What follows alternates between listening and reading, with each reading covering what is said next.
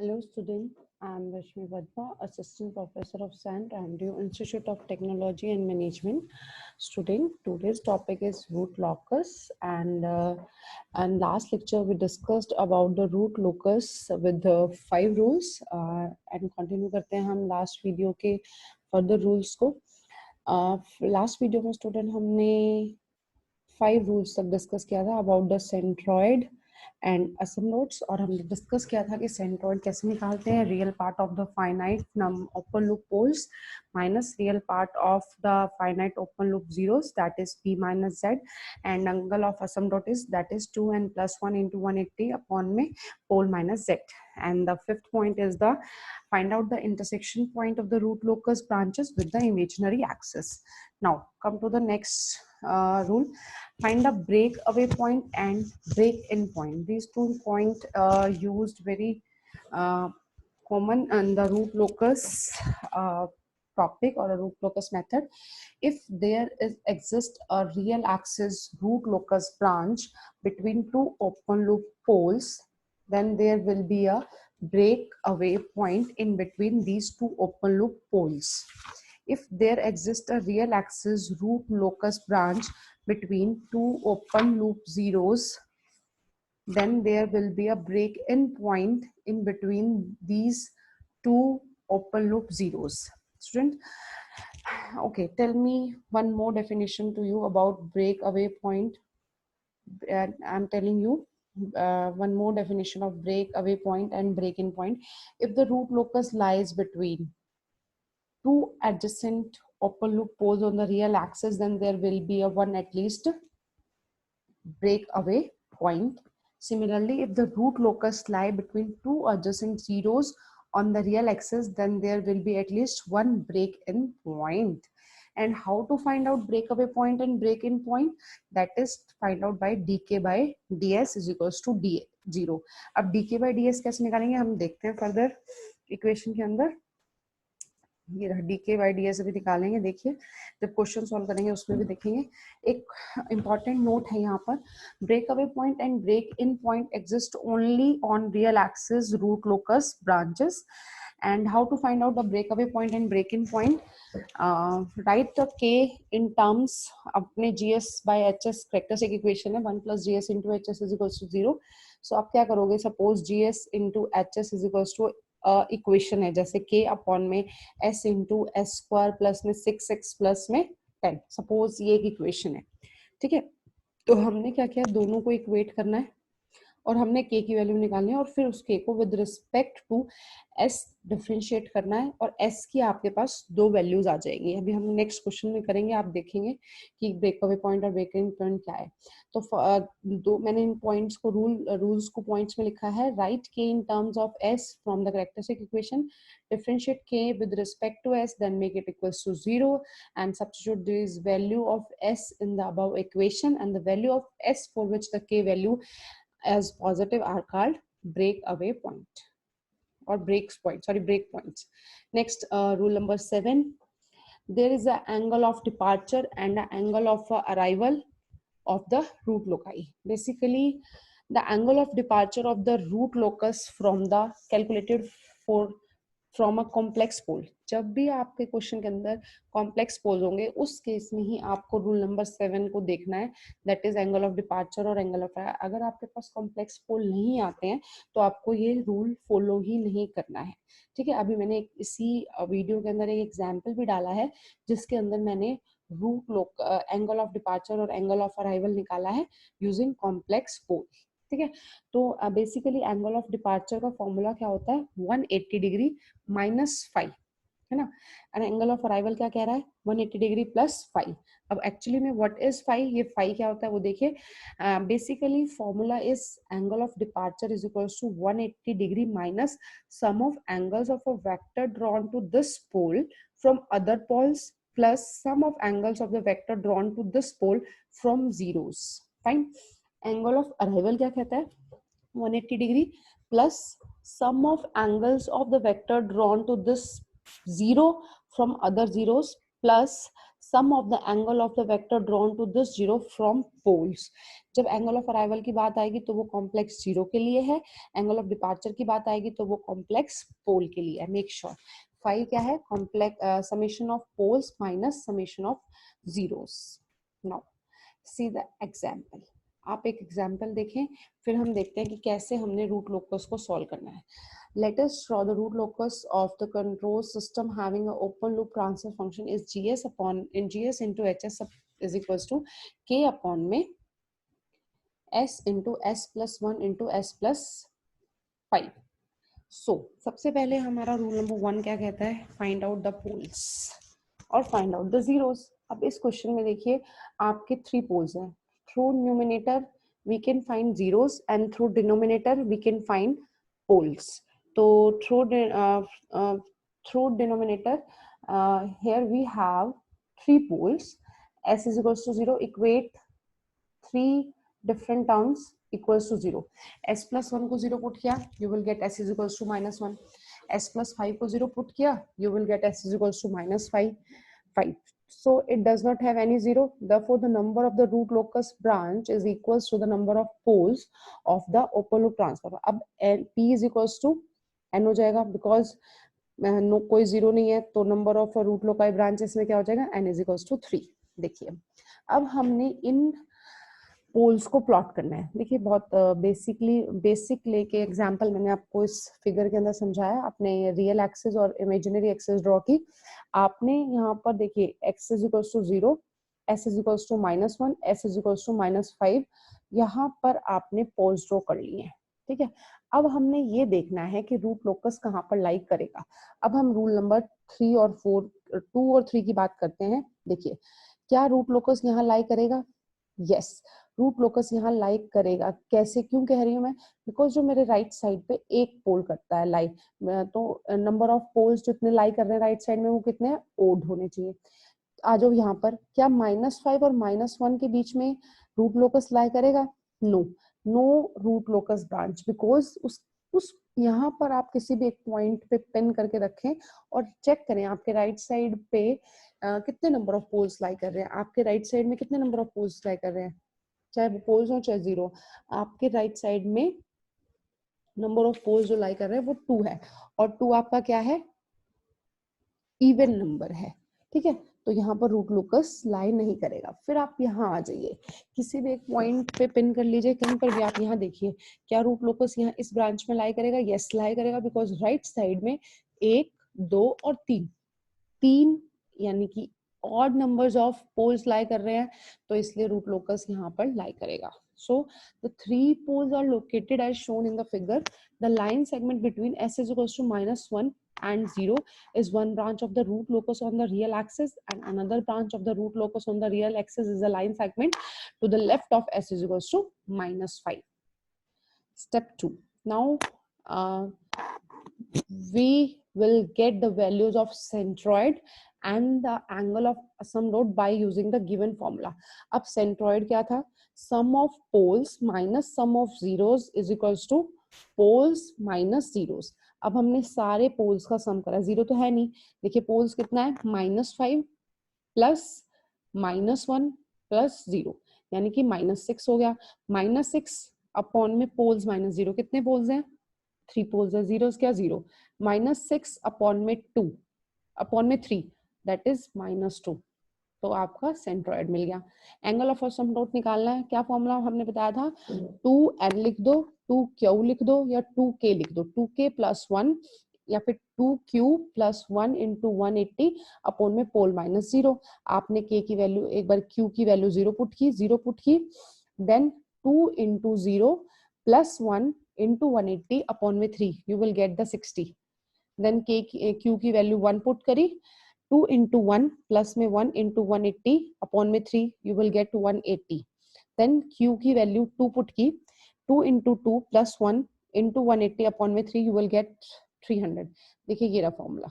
तब this is the formula for असिम्प्टोट.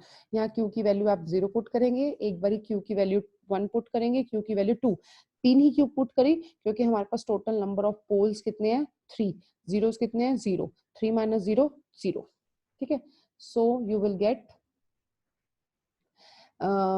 three angle of asymptote, that is 60, 180 or 300. This is the values of asymptotes. Now come to this point कि how to draw the angle of asymptotes and centroid. देखिए centroid is what, -2, ये मेरे poles हैं, पहले ही हम draw कर चुके हैं फिगर में, -5. अब हमने एंगल एक ड्रॉ करना है, एंगल 60 डिग्री का. ये डॉटेड लाइन आपका 60 डिग्री का एंगल ड्रॉ कर रही है. फिर इस पॉइंट पे ये लाइन आपकी 180 डिग्री का होगा, क्योंकि यहाँ पे आप जब 180 डिग्री का एंगल ड्रॉ करोगे तो वो यहाँ से लेके यहाँ तक हो जाएगा. फिर ये डॉटेड लाइन आपने 300 एंगल जा रही है, मतलब सेंट्रॉइड पे हमने तीनों एंगल ड्रॉ करने हैं, that is 60, 180 and 300. This is a centroid and asymptote. Now, since one important point is there, since two asymptotes have an angle 60 and 300, two root locus branches intersected the imaginary axis. By using the Rao-Third method, the special case second, the root locus branches intersecting the imaginary axis.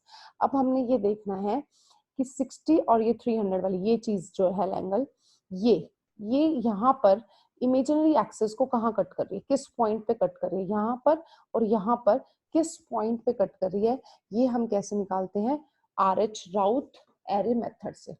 ठीक है, देखिए यहाँ पर हमने draw भी किया है, ये रहा, ये राउथ-हर्ड मेथड से हमने निकाला. वो भी देखते हैं कैसे निकाला हमने राउथ-हर्ड मेथड से. फिर मैं आपको बता देती हूँ कि RH मेथड से कैसे निकाला. जब आप गिवन इक्वेशन को लिखेंगे करेक्टरिस्टिक इक्वेशन में, दैट इज 1 + GS × HS = 0, तो आप करेक्टरिस्टिक इक्वेशन निकालेंगे. और आपको जो लास्ट 2 वीडियोस की बात मैं करूं तो उसमें हमें RH मेथड से S3, S2, S1, S0 जब हम उनको लिखते हैं और राउट टेबल बनाते हैं तो हमने ऑक्सिलरी इक्वेशन करके या फिर कैसे भी करके हमने उससे s की वैल्यू निकाली. और यहाँ पर हमारे पास जो s की वैल्यू आई है दैट इज +-j/√5. तो this is the intersection point which in which the root locus branches cut the imaginary axis. Then अब जब root locus branch कट कर रहा है imaginary axis को, then there will be a one break away point on the real axis root locus branch between the poles s is equals to -1 and s is equals to 0.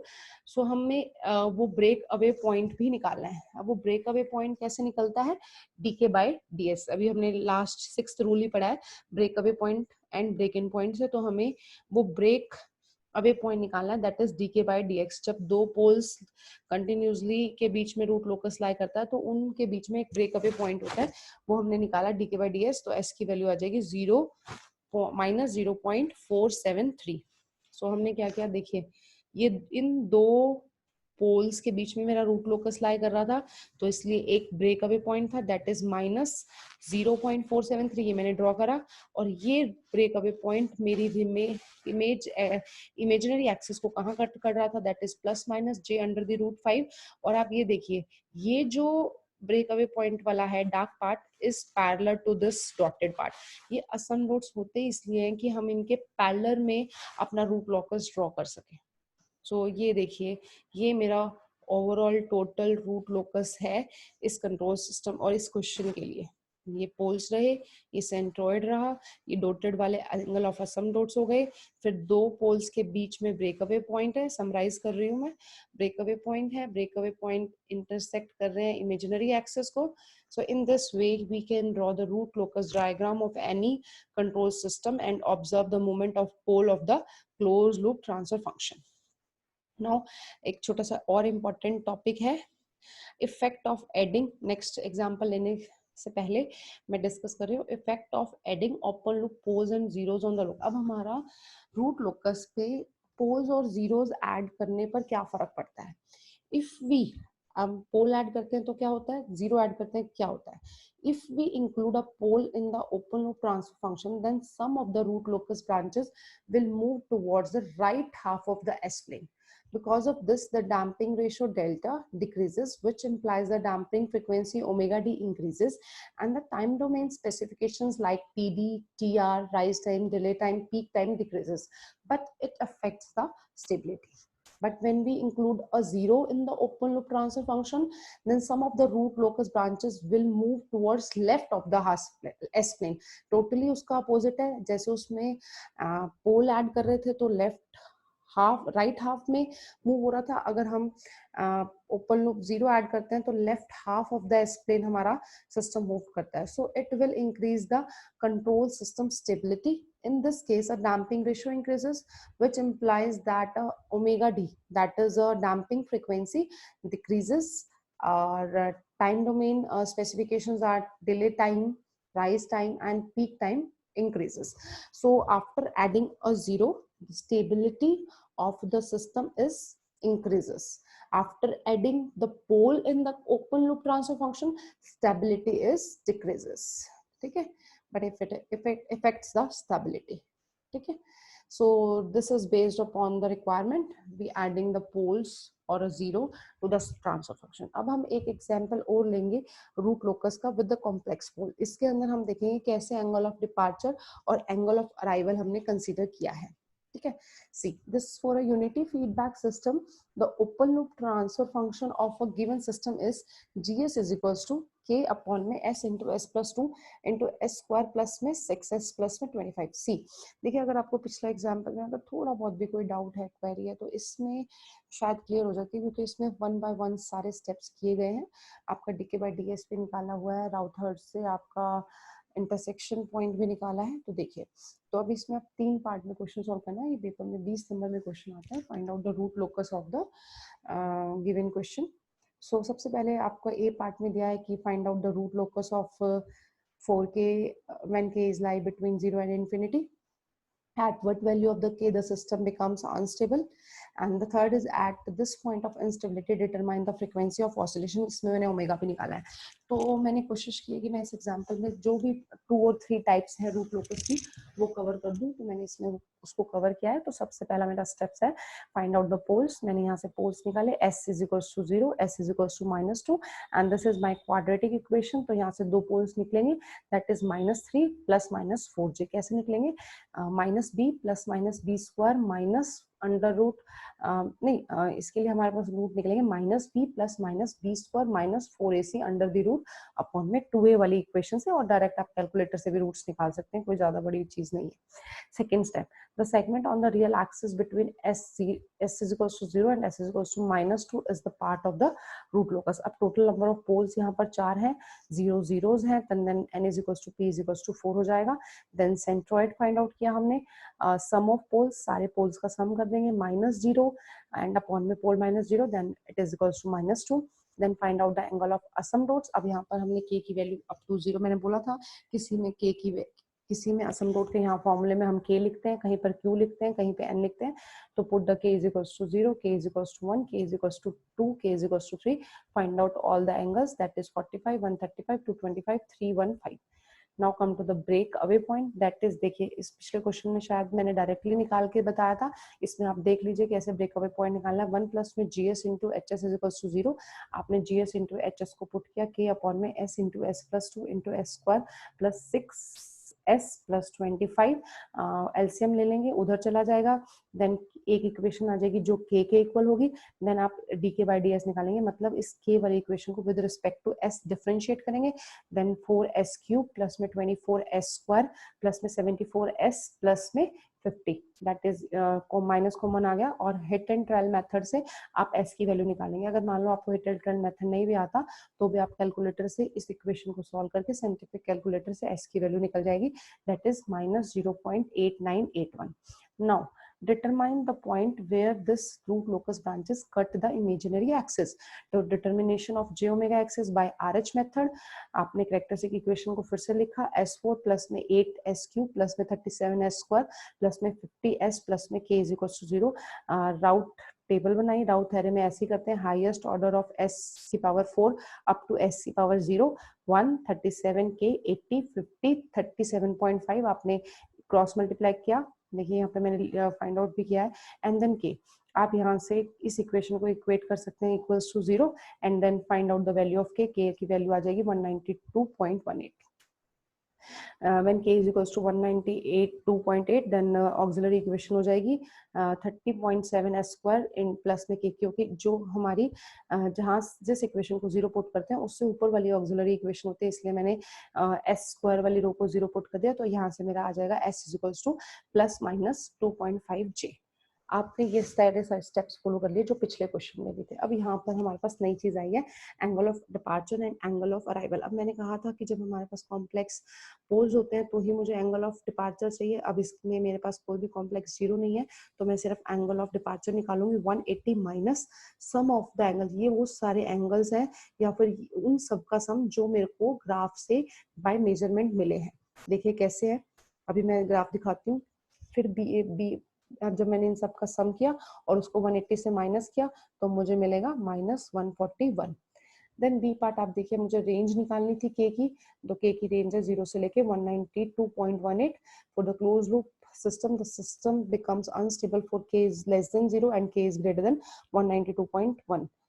अब मुझे C point में ये निकालना था कि instability at this point of instability the gain. अब मैंने k की वैल्यू पुट करी, s is 30.7 s square plus में 19 के की वैल्यू ये पुट करी, s is equals to j omega put कर दिया, जे स्क्वायर होता है -1 तो माइनस यहाँ आ गया, ओमेगा स्क्वायर प्लस में इस इक्वेशन को मैंने ओमेगा निकाल दिया, दैट इज 2.5 रेडियन पर सेकेंड हो गया। इसकी यूनिट्स आपको ध्यान रखनी है, रेडियन पर सेकेंड होनी चाहिए, और यहाँ से आप जब इस इक्वेशन को इक्वेट करेंगे तो ओमेगा। अब आप देखिए मैंने रूट लोकस को ड्रॉ डायरेक्ट बुक्स से लिया है ताकि कोई मिस्टेक ना। देखिए अब सबसे पहले मैंने ये पोल्स ड्रॉ किए, that is my one pole 0, another pole is my -2 and another pole is my -3 plus 4j। I think आप पोल्स की वैल्यू ऊपर से देख सकते हैं, मेरे पोल्स कौन कौन से थे। देखिए यस -3 प्लस -4j, सो -3 प्लस -4j आप ये रहा, ये मेरा -3 है, उसके ऊपर ये 4j यहाँ से ले लिया, और ये -3 ये है और उसका 4j यहाँ से ले लिया। ठीक है, ये तो मेरा निकल गया। एंड मेरा सेंट्रोइड यहाँ निकला -2, उसके ऊपर मैंने चारों एंगल ड्रॉ कर लिए। One angle is 60 degree I think, another angle is, देखिए ये मेरे एंगल्स थे, एंगल ऑफ असम डॉट्स, ये रहे। One angle is 45, another is 135, 225 and 315। ये मैंने एंगल्स जो है इसके ऊपर ड्रॉ कर लिए हैं। 45, 135, ये सारे एंगल मैंने इसके ऊपर ड्रॉ कर लिए। Another angle is I think 135 था, उसके पास 225 है, एंड देन 315। मैंने ये चारों डॉटेड लाइंस जो वाले एंगल्स थे वो ड्रॉ कर लिए।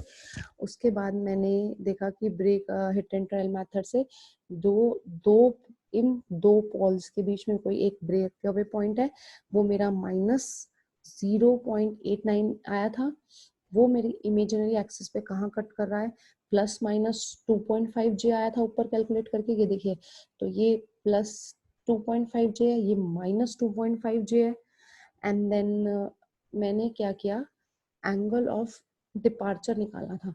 तो देखिए ये मेरा कॉम्प्लेक्स पोल है और नीचे भी मेरा ये कॉम्प्लेक्स पोल है।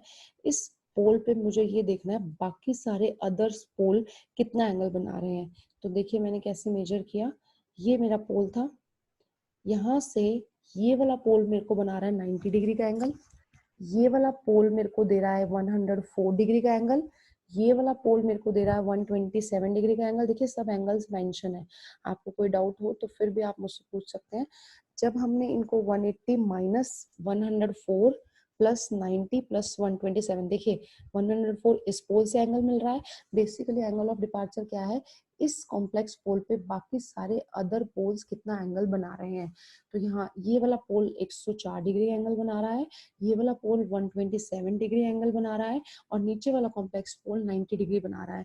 जब इन तीनों एंगल्स का सम करते हैं और 180 में से लेस करते हैं तो एंगल ऑफ डिपार्चर निकलता है 141 -141। तो आपने यहाँ पे डी रख के -141 ड्रॉ कर देना है।